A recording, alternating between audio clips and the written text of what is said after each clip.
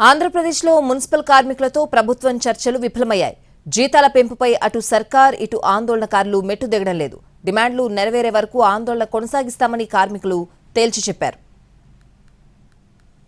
Municipal కార్మిక సంఘాల నేతలతో ఏపీ ప్రభుత్వం చర్చలు విఫలమయ్యాయి. కార్మిక సంఘాల డిమాండ్లపై విడిగా చర్చించింది మంత్రుల కమిటీ. పారిశుద్ధ్య కార్మికులకు 21,000 రూపాయలు జీతం ఇవ్వడానికి ప్రభుత్వం అంగీకరించింది.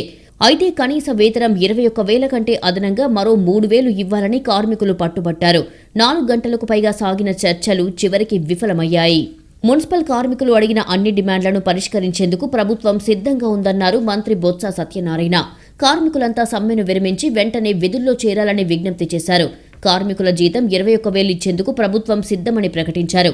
5 ఏళ్లకోసారి జీతాలు పెంచుతారని, 2 ఏళ్లలోనే ఎక్కడైనా జీతాలు పెంచుతారా అని ప్రశ్నించారు.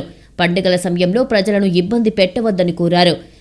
సమ్మె విరమించి ప్రజలకు ఇబ్బంది కలగకుండా, పండుగలకి ఇబ్బంది కలగకుండా దయచేసి ప్రభుత్వం ఇంత సానుకూలత ఉంది కాబట్టి చేసి వాళ్ళందరూ ఉద్యోగులకు వెళ్తే ఇవన్నీ అమలు జరుపుతామనే విషయాన్ని కూడా తెలియజేయడం జరిగింది.